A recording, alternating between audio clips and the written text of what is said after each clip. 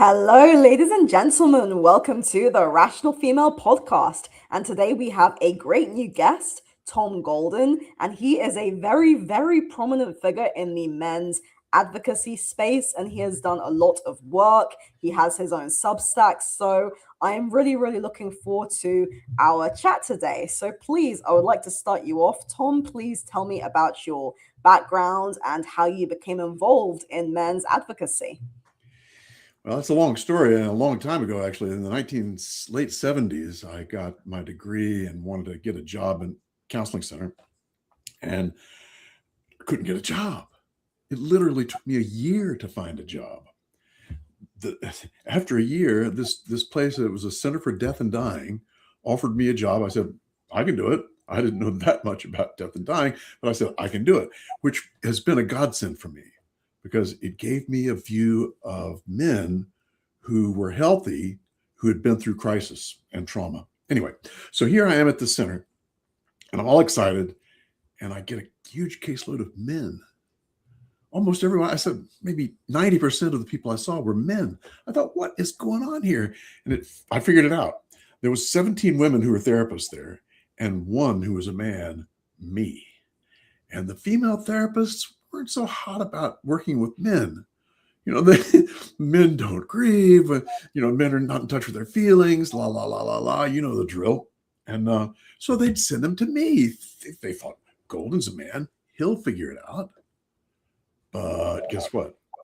Golden couldn't figure it out very well, because the things I'd been taught to do in graduate school was to sit and face each other, talk about the past, talk about emotions, make good eye contact. All those things were great for women, but not so great for men. Now, some men, it's true, it's very good. In fact, before we even get started, we're talking about predominance here, not a matter of all men do it one way and all women do it another. There are lots of women who are going to be doing the kinds of things we're going to talk about today. And there are lots of men who are going to be more like the women. So, please don't think that we're trying to put people into a pile. What we're trying to do is give people an idea of the different ways that people process loss and to be able to see those ways and then apply those to the people you love, whether they're children or adults, men or women.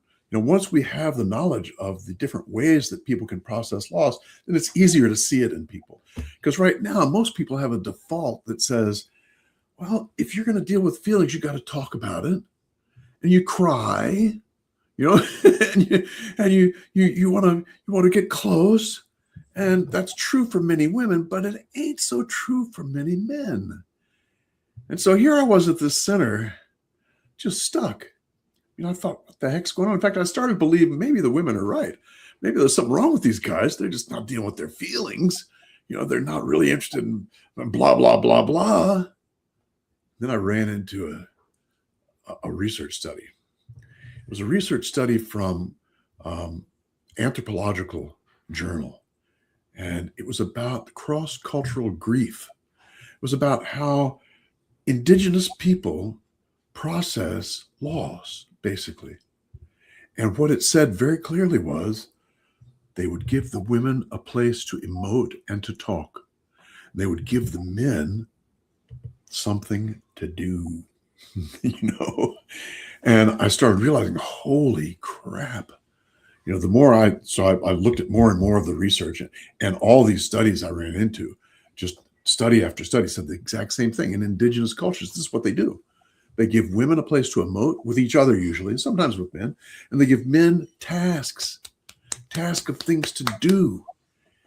And then I realized, oh no, because our culture, we've subcontracted all of the tasks. The tasks of things to do after a death, like taking care of the body, like building the coffin, like giving the eulogy, all the things to do after a death we've subcontracted, and it leaves men standing in a funeral home tapping their foot,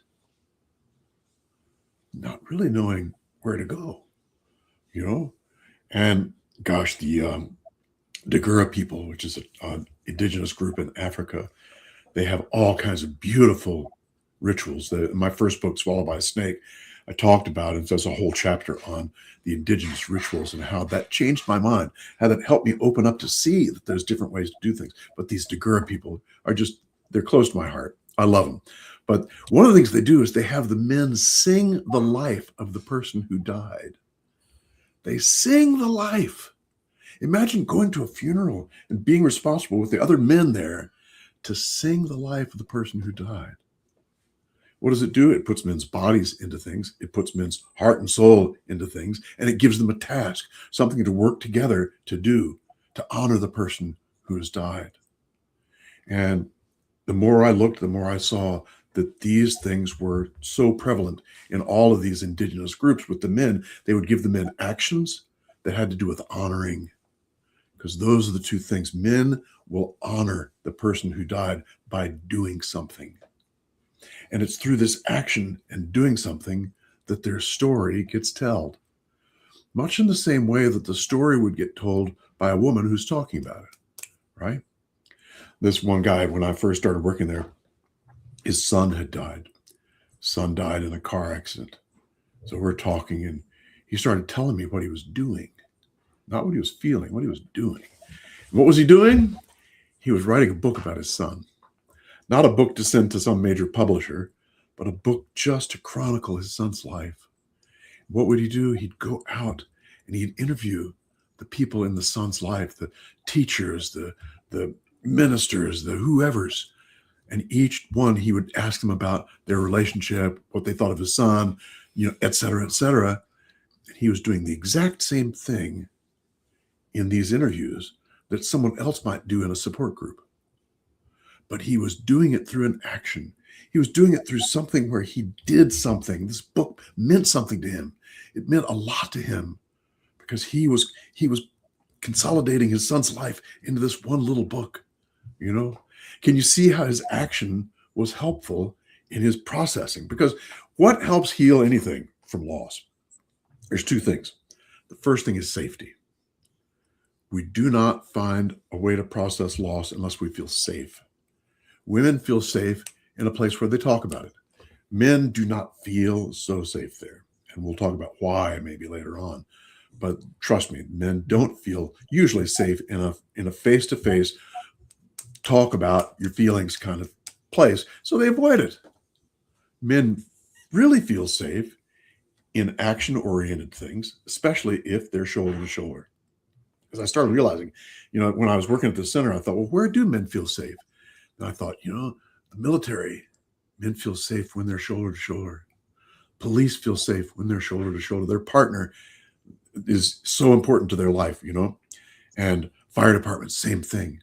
All of these masculine organizations, the men tend to feel safe when they're shoulder to shoulder next to each other, and that's when they will tell their story in one way or another. I started watching, and once I saw this indigenous stuff, I started watching the men I was working with. Instead of asking them about their feelings, I started asking about what they're doing, and the whole world opened up. I found men are so creative in what they do, and they don't tell people about it. They keep it, they don't say anything. Some men don't even know that they're grieving, that they're processing loss. Because I've had men come to me and say, I'm not dealing with my grief. I don't know what's wrong. I said, okay, how do you know that? Oh, it's because my wife tells me that. I say, well, wait a minute. What do you mean? Tell me what you're doing.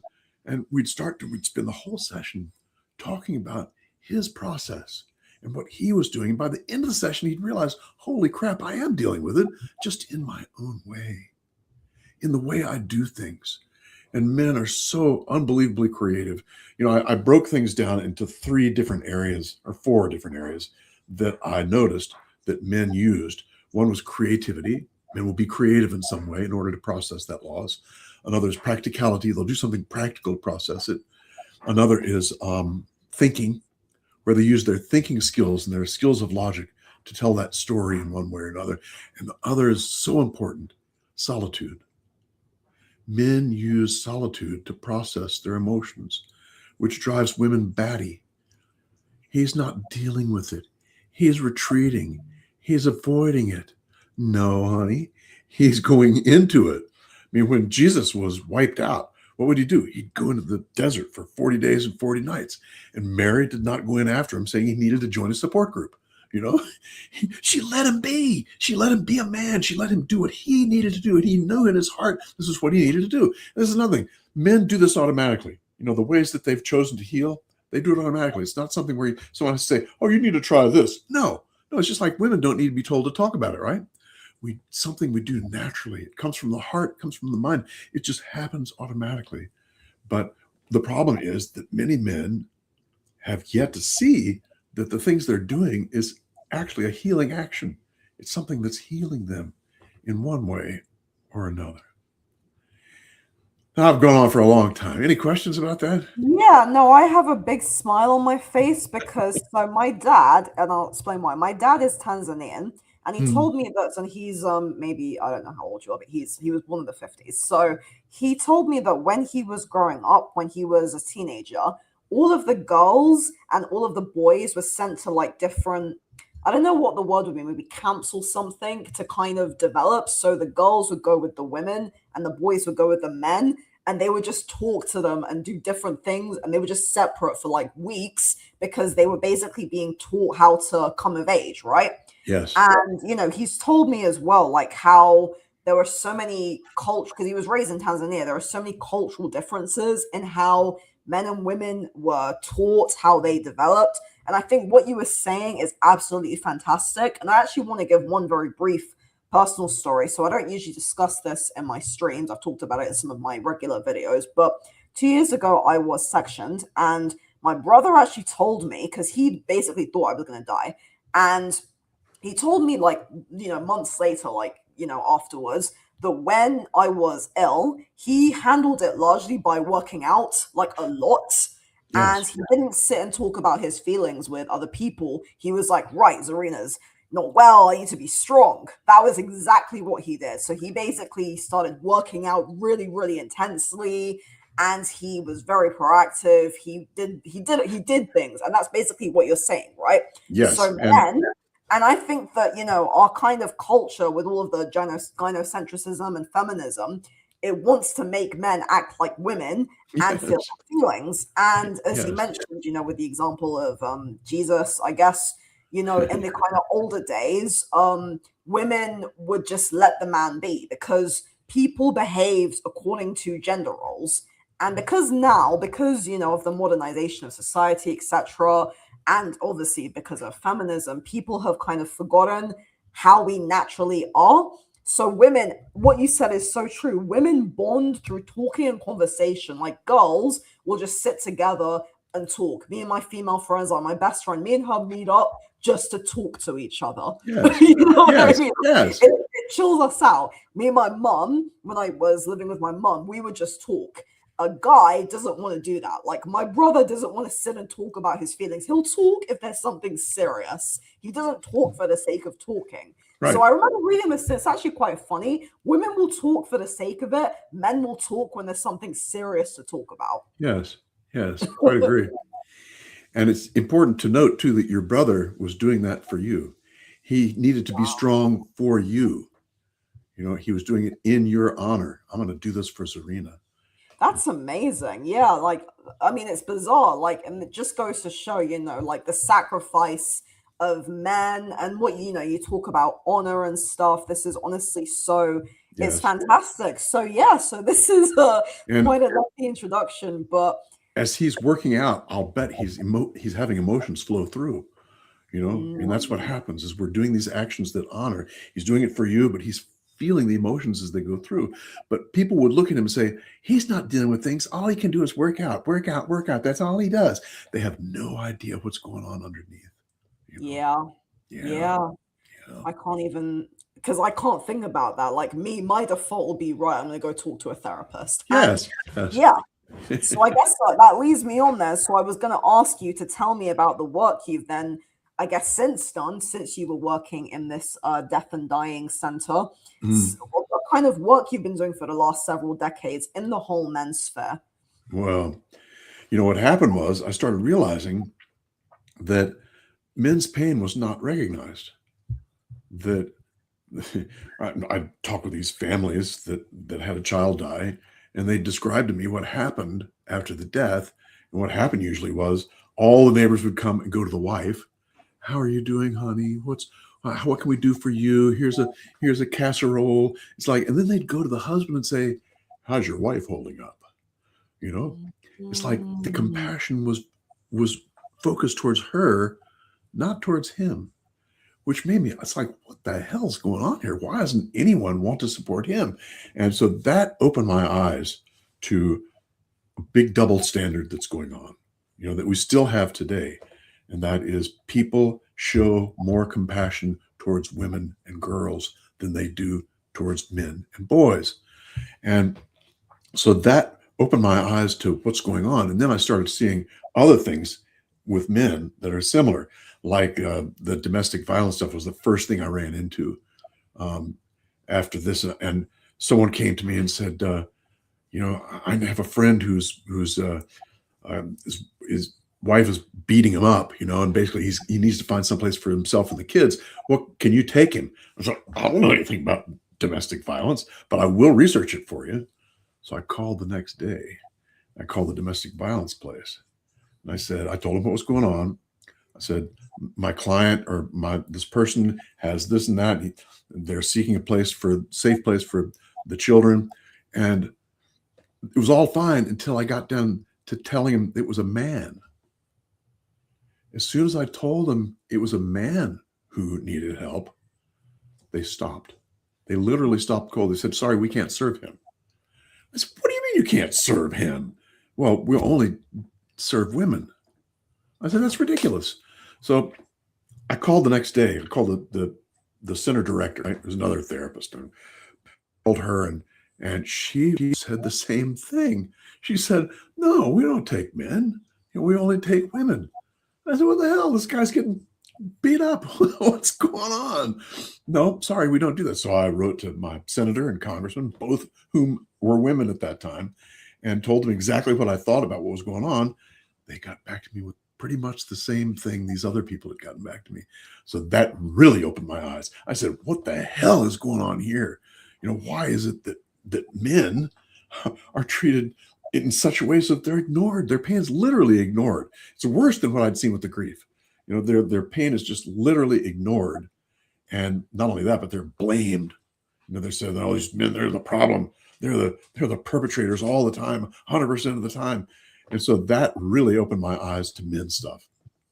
And of course, after that, then the suicide stuff, seeing the differences in suicide, the domestic violence, the boys in schools, it's just, we could go on and on and on. So that's how I got into it. I have no horse race. My came. Oh, I'm sorry. Your sound is gone. Wait, you just muted. Oh, your sound just randomly went. That's really strange. Yeah, okay. So I'm trying to unmute you. It says can't. Okay, yeah, now you're back. Yeah. That's what happened. The Okay. space bar mute, and I must have touched the space bar. Sorry about that. Don't worry about it. Continue, please. Um, You're talking about issues facing young men. So you're talking about men unaliving themselves. You're talking about domestic violence. I mean, yes, domestic violence thing is crazy because I did a video recently talking about domestic violence, and I heavily researched it, and I was quite shocked to see how much, because I was very aware that like violence against men is a thing, but I was actually shocked the amount of studies I found to support the gender symmetry argument, which is that yes, domestic violence is far more yes, bidirectional yes, than just men against women. yes, exactly. I remember where I was. I was saying that I don't have a horse in this race. I mean, I came Yeah. from a loving family, and we've been married for 50 years. I have 2 children and 2 grandchildren, and it's like life is good. I don't have to do this. It's not something where I'm angry about it or whatever. I'm just watching and seeing discrepancies in the way people are treated that is so obvious and so difficult that I can't stand not doing something about it. It's just unreal what's been happening. The perpetration of men as problems is just unbelievable the way it's happened. It's crazy. It's absolutely insane. So that's what I've been writing a lot about in the Substack. menaregood.substack.com. Come and see me. A lot going on, but the whole men stuff is remarkable because there's little compassion focused towards men. Why is that? We know now why. Do you know why? Go on. Oh, yeah, go on. Why? Oh, go on. Yeah. Because this research called moral typecasting shows us that, to summarize, people are much more likely to go to women and to be compassionate, like I'd seen with the grief. And they're not likely to do that with men. They see women as what the researchers call patients, what they call moral patients. And they see men as moral agents. And when someone is considered an agent, they're not considered in need of anything. They're considered people who are taking care of things and getting things done. When people are seen as moral patients, those are people who are seen as needy, should be taken care of. They're vulnerable, right? And so now we know that this is what fuels what we call the empathy gap. Yeah. The empathy gap is what I saw in the 1980s over and over again, with women getting all the compassion and men not getting that. And now we know that this is something that happens automatically. It's not just a cultural thing, and it's related to all kinds of things, including culture and biology. The biology behind it's fascinating too. The whole piece with testosterone. Testosterone for years has been put out there as being some sort of terrible violence-oriented hormone. And about 15 years ago, they realized, we're wrong. It's not about violence and aggression. It's about striving for status. Interesting. Okay. Striving for status. When men get testosterone, they want to do better. They want to come in first. Think about it. We're number one. And that's testosterone cooking like that. And testosterone does all sorts of things, but the primary piece is that. And still people don't know that. Even though the research has been out there for 10, 15 years, people are still trying to frame it as being all about aggression and violence and a terrible thing. It's not terrible at all. It's what built the world. It's literally what built the world. Men are pushed to strive for status. And what happens? Then men compete with each other to try and get on top. And then you find out who's the best at something, and he gets the job. That's the way things work. And the two guys that competed, they go out and have a beer. That's the way it works. That's the way it works. That's how Western culture was built. It's this whole thing of testosterone pushing men to want to do better, want to get better. And it's a little tricky, because a lot of times the wanting to get better is not just about what we can see. Sometimes men are want to get better because they're in a place where they're a niche. Like a football player wants to get better. He wants to be in the Pro Bowl, right?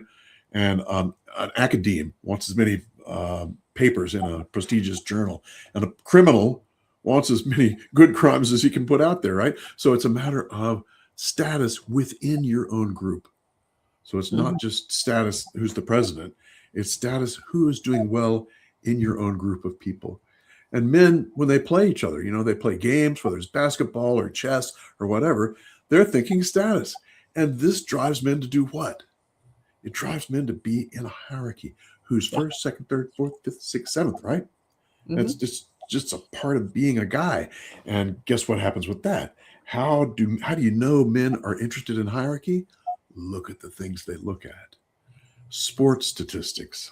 Yeah. All hierarchies. Who's first, second, third, fourth, fifth, sixth, quarterback ratings. I mean, they get lower and lower into the details of what's going on, and the hierarchies every place, not just there, but you wear it on your sleeve when you're in the military.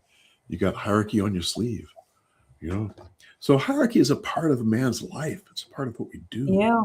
And it's been shamed a lot of ways. It's been shamed. Absolutely. People are, there's something wrong with you. You want to be number one. What's wrong with you? The crap like that. It's like, men, that's a good reason he wants to strive for status. And that's because it helps our culture. It helps us in the long run, and in the short run, because it's fun to win. And Yeah, the it still hierarchy lose. thing is interesting because I've heard men, I've talked to say this, if you have, say, a works environment, for example, you'll have a bunch of men and they'll quickly organize themselves into a hierarchy, whereas women are Yes. much more, Oh, cooperative. yeah. Women have their own hierarchies, but it's different. It's much more subtle because women obviously use, relational aggression and psychology, and Yes. it's very, very different. I think also what women tend to base, like, for example, I talked about this years ago with an old boyfriend. Like, I think men judge because he said men tend to judge each other more on achievements, and I said women, the first thing women judge each other on, I would say, is looks. It's probably number one thing that women, especially younger women, the Yes. default thing women judge each other on is physical appearance. So, Yes. Yeah. we're very different. I think that, those differences can actually be quite positive because, as you said, like, men built the world, but women gave birth to all the people. So, Yeah. that's a good You way know, to think about it, I think. it is a fascinating question about how we build hierarchies differently. And there was a Yeah. research piece by, his name was Rich Savin Williams, back in I think it was the 70s. And what he did was he took a boatload of researchers and put one researcher in each camp cabin.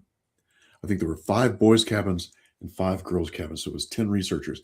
They counted dominance behaviors. And that research is absolutely fascinating. What did he find? He found that the boys' hierarchy developed quickly. Usually within one day, they had things all set. Who was the top, second, third, fourth, fifth, sixth? They had it all set, right? How about the girls? It took them a week. That first week, they were all nice to each other the whole week, all sweet and loving and trying to, Then after week 1, what happens? They start with the gossip. Yep. And the false accusations. Yep. And the exclusion. Yep. And that's the way they built their hierarchy, right? But you don't see those. It's relational aggression. Absolutely. It's silent and it's deniable. That's the problem is, domestic violence, for instance. Some guy smacks her, right? Why did he smack her? Did he just all of a sudden just think, well, now it's time to smack her? No, he got suckered into it. So what you're saying is very serious, and again, I've heard this. So obviously, I don't think either of us want to deny that there are men out there who are genuinely dangerous and violent, and absolutely, but they are a minority. A lot of men, actually, the reason why they do, say, commit domestic violence is because they're reacting to what their partner has done. And this is something that's so controversial, but it's very serious. Because women are very good at using psychology, and women are very, very good at being very, how do I explain it? Passive. Dig. Provocation, right? So when men, sometimes if a man, hits a woman, I'm not obviously condoning that at all. It's terrible, but sometimes it's provocation, right? So if you are provoking somebody constantly, and if you keep doing it and you keep going on and on and on, they will retaliate. And some people, they might, hit a wall, they might smash a glass or something, and then there's people who will hit the person. That doesn't mean hitting the person is justified, but there is actually a whole thing behind it. Yes. Yeah, no, I don't endorse violence in any way. In fact, the men I work with, I tell them, don't take the bait. Don't hit. Don't even look like you're going to hit. Their power for men is calmness and logic. Those are the 2 things that are kryptonite to relational aggression. If a man can stay calm and stay logical, he wins every time. Every time. But it's very difficult. It's very difficult. Very difficult. And I think that's easier for men than it is for women, because I would say for women, I would say the same, but it's difficult because women are by default more emotional and less logic oriented. So it's very difficult. If a woman is in an argument with another woman, it's very, very difficult. But I guess if a man's in an argument with a woman, he can, just not say anything and just not react. Well, that'd be good not to react and not say anything. That's probably a good idea because it's very dangerous. It's really dangerous. And, of course, yeah. Men need to learn how to not take the bait. I did a whole series on teaching men how not to take the bait. And what is this thing called relational aggression? How does it work? What happens? What does she do to get you upset? It's because awful. It's a whole world of female psychology that I feel like we don't hear about enough. We see a bit in pop culture, we see it a bit in movies, but we actually don't. Because the problem I found also is whenever I try and talk about female cruelty towards men, but also female cruelty to other women, right, feminists usually say this is coming from the patriarchy right, forcing women to kind of yes, get together, which is just disgusting because but it's a the big research lack is of out there. accountability. Well, it's just ridiculously stupid because there's, as you alluded to, there's a whole evolutionary reason why women behave this way. So I've been watching this film recently called The Women. It's from 1939. As I watched it recently and actually Huh. started rewatching it. And it's such a brilliant film because I mean, I find it a bit boring, but in terms of like what it is, it's excellent. So that movie, there are no men in the entire movie, but it's actually all about men. So it's a really, Hmm.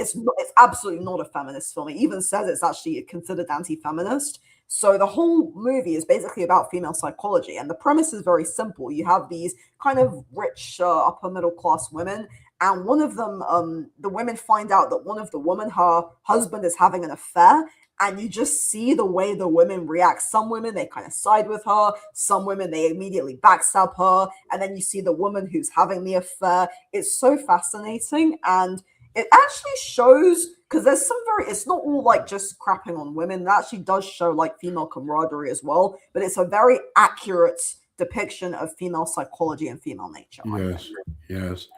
And we need to spend equal time in looking at the men's violence, which is really important to look at and to try and minimize, and the woman's relational aggression, which is really important to minimize that too.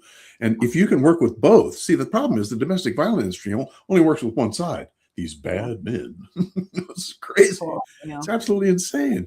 There was a big, back in the 1980s, I think, there was this big battle between the family therapists and the feminists about who was going to control the thread of domestic violence. And the family therapist wanted to pull people in to talk about these two things, the relational aggression and the physical aggression. But the feminists wouldn't have any of that. And the feminists won in the long run, as they usually do. And they would only have one side. I like to think of feminists as being a Mobius strip. It's only got one side. That's all you see. I do wonder if modern psychology is shifting a bit though, because in the UK, like where I'm living, for example, I mean, I obviously don't know, but because I do see a therapist, and she doesn't come across as, because I actually did tell her like before we started, I was very direct about all my political views and stuff, and I said I didn't want to talk about that with her. She was very, very fine with all of it. I mean, there's also a good reason why like the team I'm working with do know that it's tied to a lot of things, but I don't know if, because I would imagine that modern psychology in the West is very, very good towards, the what you're saying, like having a feminized approach to mental health, but also denying men's pain and just basically focusing on female pain. But Yep. it doesn't seem to be the case with the people I'm working with. I will say though, psychology in general and mental health is very, very overwhelmingly female dominated. I mean, Yes. most of the people, like most of the nurses, most of the social workers, they're all female. And I don't know. I mean, it does make me, even if they don't like have any seem to come across with any political bias, it makes me a bit concerned. It does make me wonder, what effect could that have potentially on men's mental health, and what is the subtle politics Hmm. of all that? I mean, Hmm. I haven't had any bad experiences with anybody I've dealt with as of recently, but Good. I don't know. Yeah, That's a good thing. everyone's very professional. Actually, everybody's been fantastic since my Oh, episode, but I don't know. Like, I would be very curious to know what the effect could be on young men. Very seriously curious. yeah. Young men are affected by all kinds of things, including the whole idea of toxic masculinity, Oh God, which just yeah. blows my mind. That they talk about, oh, these poor young men, they're not doing well. Why aren't they doing well? Well, one of the things they never talk about is that they're being judged harshly for being male. Yeah. You're the perpetrator. You're the problem. You're the oppressor. It's like, how can you grow up with that and not be sort of off balance at least a little bit? But I got to say, if you're in Great Britain, you guys have John Barry and Martin Seeger. there, you know. I don't know who that is. You don't know John and Martin? They'd run the, oh God, what's it called? I forget what it's called, but it's the British group that is a psychological group. These are psychologists trying to understand the psychology of men. Okay, And that's really cool. oh, you know, the US has something called Division 51, which is, let's just say it's not anywhere near as good as what you've got with John Barry and Martin Seeger. You know, I love those guys, and they've got Yeah, newsletters, and you guys should go. resources for this after this. Send me resources to this after the I will put it in the the- yeah, because these guys, if you're in Great Britain, you really should, and even if you're not in Great Britain, they have good stuff, good newsletter that comes out, and I think they have trainings and all kinds of things. Wow, yeah. Yeah. So this is a big question, and I wonder if maybe you wouldn't know what to say to this, but what do you think is the biggest issue facing men and boys today? Oh, that's easy. Gynocentrism. Okay, so do you want to elaborate on that then? Yeah, as I went along and started realizing all of these different things and how they're playing out, I then ran into the work of oh gosh, what's his name? I forget his name now. The gynocentrism guy. Forgive me for forgetting your name, but he did some work on gynocentrism, which really just made me look into it and start studying, and it's absolutely mind blowing and fascinating. You know that we all have a certain bias in us. We're all biased in a way that looks at the needs, desires, and wants of women as being first, and men and boys as being second or farther back. Let's do a real quick exercise. Imagine you're going into your favorite restaurant, and as you're being seated, you look over and there's a corner table. There's a woman by herself, and she's got her hands in her face. She's crying, right? Yeah, What's the first thing that comes to your mind? Oh, I'd probably want to go over there and say, you okay? Yeah, yeah. Poor dear, she needs support. I give workshops, and the mental health professionals say the same thing. Poor dear, she needs support. You know, how can we help? Right? Yeah. Okay, erase that image. Now go back. You're coming into the same restaurant. The corner table is a man who's crying. What's your first response? What's your first response? Oh, I wouldn't want to talk to him. Yeah. Right, right. I'm Guess what the mental health professionals say? What? There's something wrong with that guy. I see. Avoid him. He's probably drunk. Can Oh, you I feel saw the difference between the two reactions? And when I developed this exercise, I was embarrassed to realize I had the same problem. I was thinking, oh, I'd go over to the woman. How can we help her? And I was thinking, the guy, uh-oh, what's going on? You know, it's intrinsic. It's in all of us. It's something, it's kind of like racism in a way. It's It is, unconscious. yeah. It's there. We don't know it's there, but we practice it every stinking day. Women and children first. Yeah. You know, that's the call. So you've mentioned then that there's a difference in how men process grief versus how women process grief, and that Right. women tend to talk about their feelings, men do things. So Right. a lot of feminists will then say, well, men should be allowed to show their feelings, men should be allowed to cry, men should be allowed to talk about their feelings. That's the overwhelming thing that feminists tend to say. They always they're obsessing with they seem obsessed with it. So that I guess we've got two almost seems like contradictions here. We've got that men should kind of process grief and hard emotions in a masculine way, but then if a man wants to cry, he should be allowed to cry. Is that your kind of point? Sure. Absolutely. There's some men, maybe 15%, 20, I don't know how many percent of men who cry a lot and enjoy it. It's a release. In fact, trans men, you know, I talked to a trans man one time and he said, you know, after I started taking huge doses of testosterone, I couldn't cry anymore. I stopped being able to access my emotional tears. And I researched it, and a lot of trans men say the same thing. Why? Because testosterone lowers our capacity to move into emotional tears. Wow, okay. And it's so critical. Little boys, ask the men, you know, ask them when they were 6 or 7 years old, could they cry?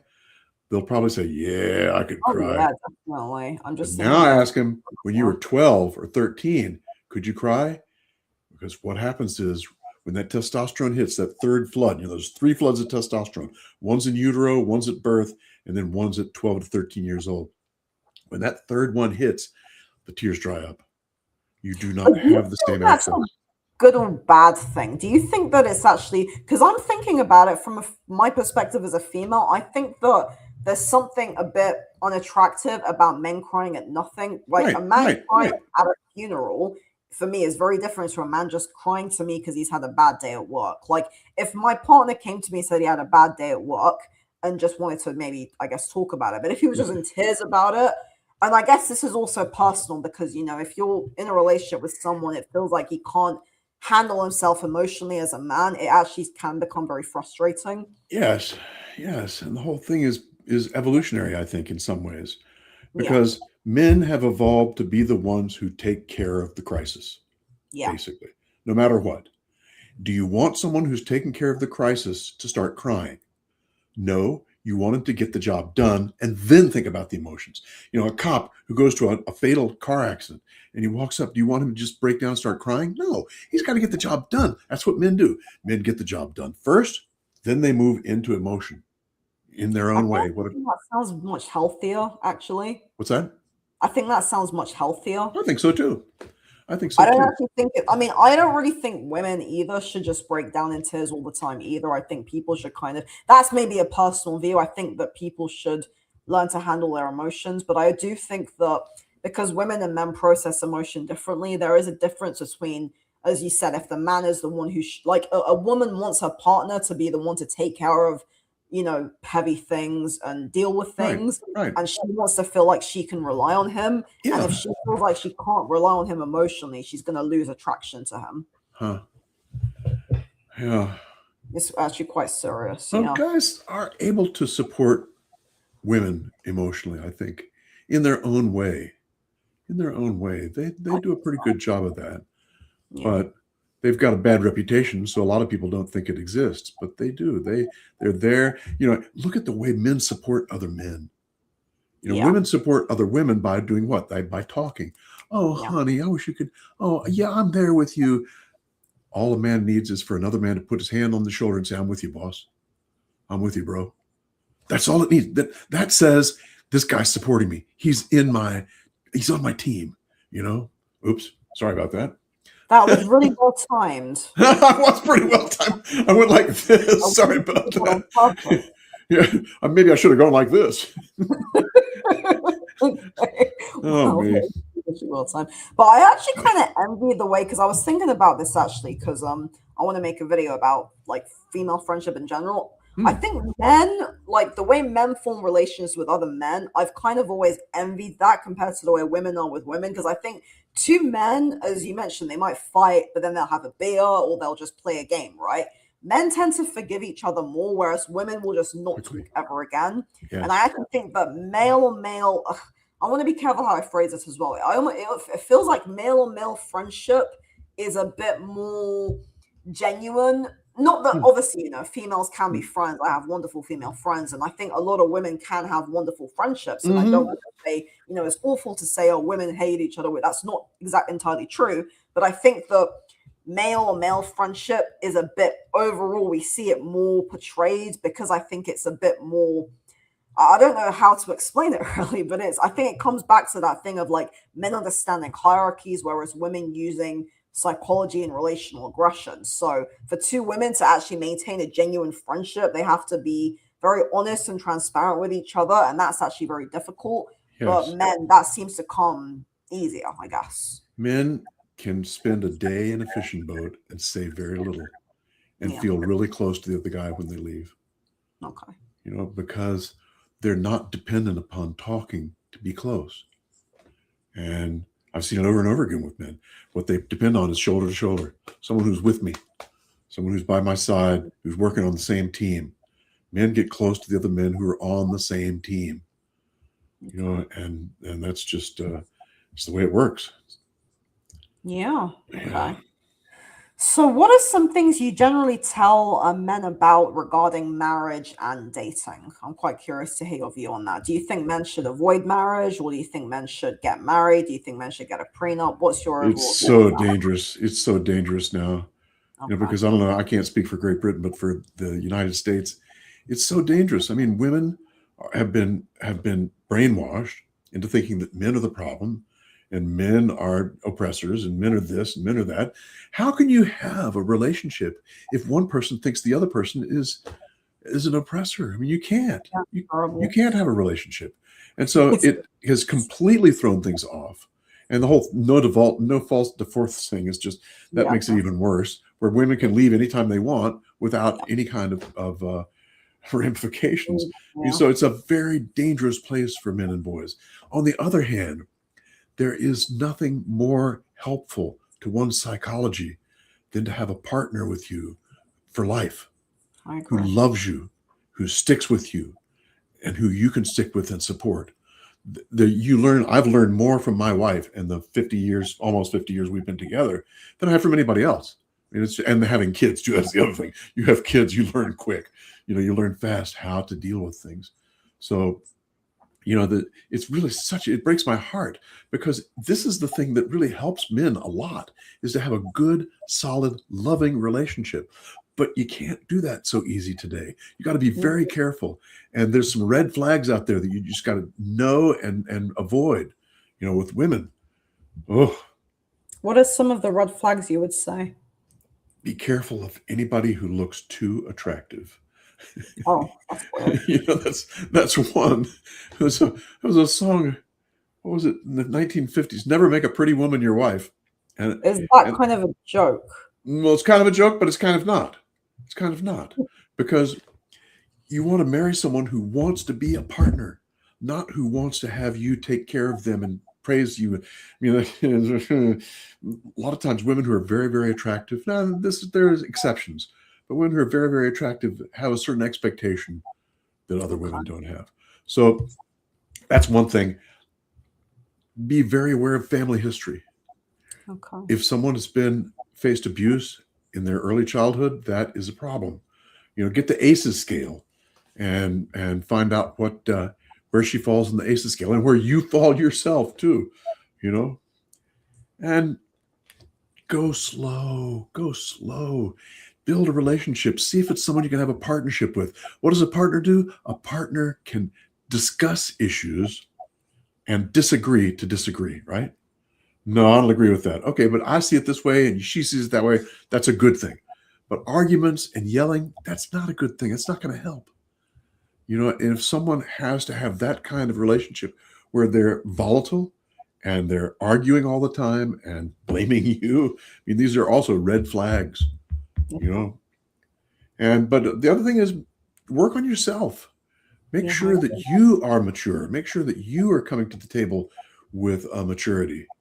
And sometimes when we have a certain maturity, we draw people to us that also have a certain maturity. So work on self. What is it, the old saying? Know thyself, know thyself, know thyself.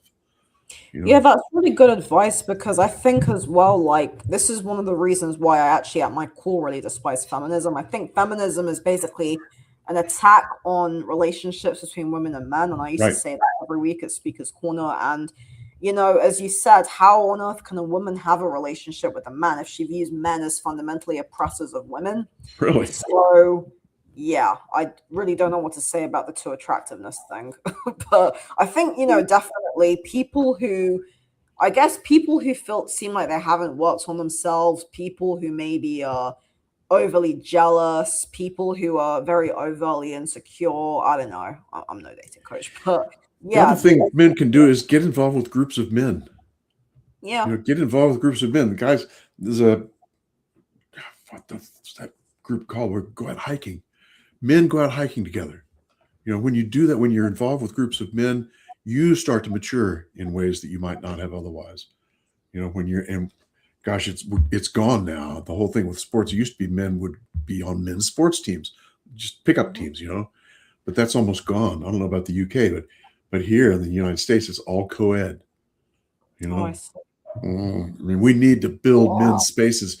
We've torn down men's spaces so badly that men don't have a place to go anymore, while we've built women's spaces up, as where you got more and more. There's a commission for women's commissions, and there's almost no men's commissions. There's 10 commissions for women's health in our government. There's 0 commissions for men's health in our government. Gynocentrism, up and down the pike. That's very serious. Yeah. Mm. Okay. So we kind of briefly talked about this before we started, but um, does men's rights differ from the manosphere, or is it the same thing? Well, I think the manosphere, in my opinion, is a huge conglomerate of psychologists and therapists and who are cobblers. I mean, who knows what, who are talking about things that upset feminists. Okay. Now, there are some of those people who are very outspoken and a bit on the nutty side. I'm not going to name anybody, but the problem is now the feminists take those people and they generalize the entire group on the internet as if they're like that in order to do what? In order to negate the manosphere, negates the anti-feminism that's come up. Because what's happened? I mean, for 50 years, feminists and their people have had a lock on the narrative so that they only were the ones that the media would talk about, that academia would talk about, that anything would talk about. It was all about how women were this way and men were terrible. The quote manosphere has now opened that up. It's no longer a lock. Now things are coming out. Male victims of domestic violence are stepping forward. People are talking about male psychology in different kinds of ways. People are talking about men in this and men in that. And that is really upsetting them because, first off, these people have not had any opportunity to learn how to defend their stances because they didn't have to defend anything. They were the only narrative out there. Now there's another narrative that's competing and they're freaking out. And the response to freaking out is what? Is to blame the manosphere. I did a cartoon on this. I'll give you a link to that cartoon. Blame it on the manosphere. Best straw man ever built. It's a straw man. The whole manosphere thing is a straw man.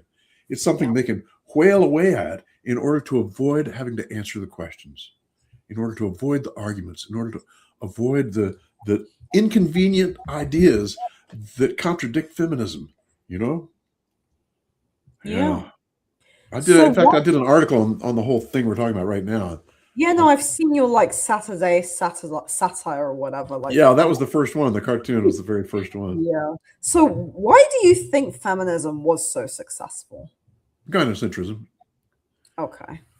Women have always been able to get things from men by, oh, honey, can't we do this? Yeah. Or saying, well, maybe we'll have sex tomorrow, all kinds of things that men will say, okay, we're going to do that, right?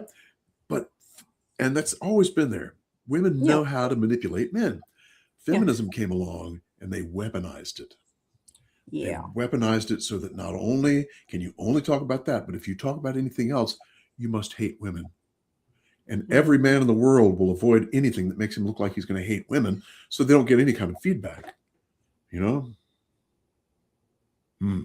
It's quite stupid and sick how we really deny and ignore female psychology because also like I think that prior to feminism, the sexes both had different hardships but also different privileges. And I think Yes. obviously life was hard. Like life was hard for most people, but it was a give and take. People operate in certain ways. And I think the problem with feminism is that it turned the whole of human history into a story of male dominance and female oppression. And as you said, it weaponized bad female behavior, which perhaps before may have been a bit more.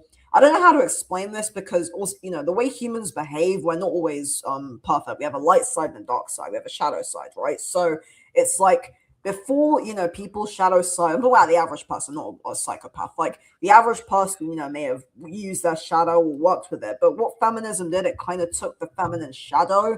Well, this is actually what David Shackleton says, and it basically created this collective feminine shadow where now you have this overwhelming culture of misandry, gynocentrism, and just a hatred of anything masculine, but also it's like the worst traits of women have become so, I don't know, like mainstream. And you mentioned earlier as well, I forgot to say this, because whenever I talk to anyone about anything to do with any kind of life issues, whether it's voting or anything, if I'm having a general conversation, somehow, if I'm saying, oh yeah, that's hard, they'll always end up saying, oh, it's hard for women, oh, for women. It doesn't matter if they're male or female. And it actually really irks me because I find myself saying, well, but men also have their difficulties. And I I guess it's like, even, and this is people who are not necessarily feminists, like people who have Right. no opinion on feminism, people who wouldn't say they're a feminist. So for some reason, we have an Gynocentrism.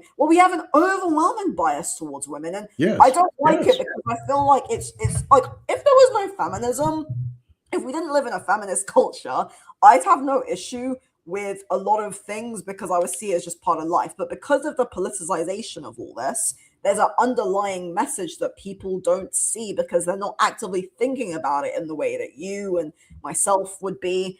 And people don't seem to realize that we have this overwhelming ingrained bias to say, for example, oh yeah, life was really hard in the past. Women suffered. This terrible thing, women suffered. There was violence against women. Everybody has this overwhelming bias against women. And for me, it's like, it's not even, because obviously male suffering is awful in its own right. But I also think, what about female privilege? What about female? How dare you? What about that quiet female authority? And now that I start to think about it, I mean, I've been thinking about this for years, but I guess over the past, 6-7 months especially, it's almost like I can't unsee certain things. I watch certain media, I notice subtle behaviors in women, and it's like I can't unsee it now because it's like I'm looking at it through a very different lens, and I'm seeing, oh, in the past I may have thought, oh, how sad for the woman. Now I'm thinking, look at the way she's speaking, look at the way she's thinking. Because Yes. on my channel, I talk on my regular content, I talk a lot about film, television, media. I analyze film and television a lot. And the way the female characters will behave, it's like, that and storm off. It's the I'm looking at my husband and rolling my eyes thing. And I think in maybe older shows and films, it was a bit more humorous. But in modern stories, because of feminism, it's like, it's almost like, the smart woman and the dumb man, the Yep. disappointing son and the brilliant daughter. Yep. I don't know. It's quite disturbing when you think about it. It's weaponizing gynocentrism. Yeah. That's what they've done. And it's become, quote, normal. People expect it now. Homer Simpson. Yeah, absolutely. Yeah. Lisa is, like Lisa's the good one. Bart is the idiot. Authority. Right. But I think, I think people don't mean it. I think it's just become an expectation now. I mean, the smart daughter and the disappointing son, like, I'm sure you've seen The Sopranos, right?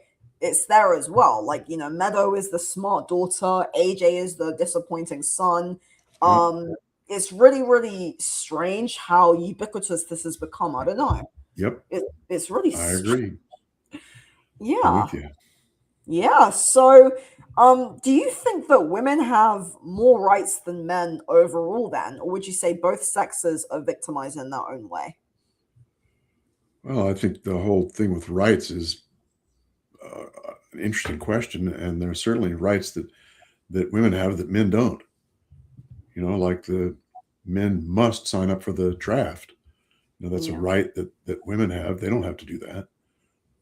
That men must do. And there's several things like that are pretty obvious. So. Yeah.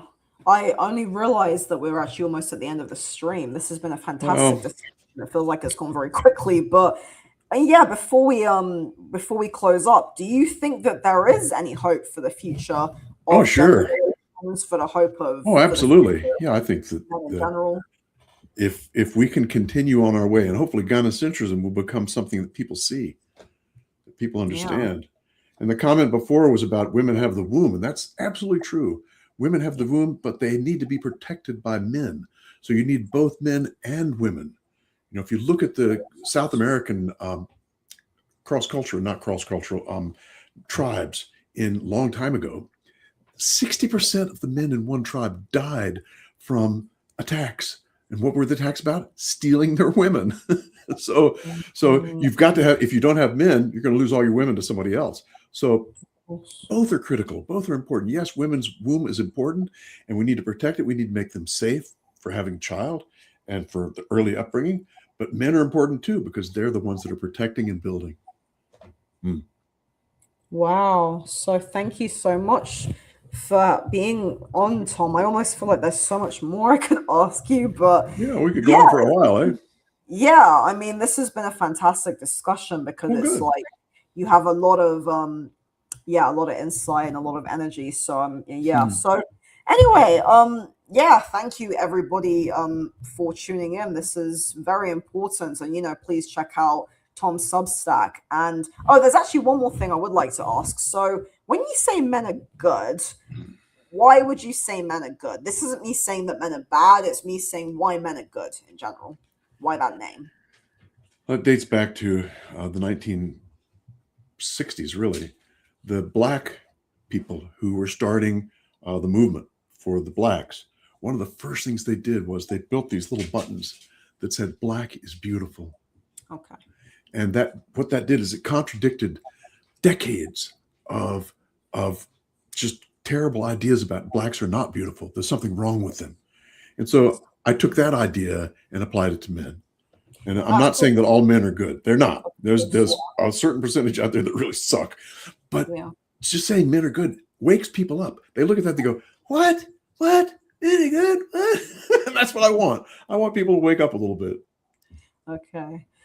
Well, thank you very much, everyone, for tuning in. And I will be live again next week, Tuesday, with the Prim Reaper. So this is The Rational Female. Thanks, everyone, for watching, and goodbye. Thanks, Serena.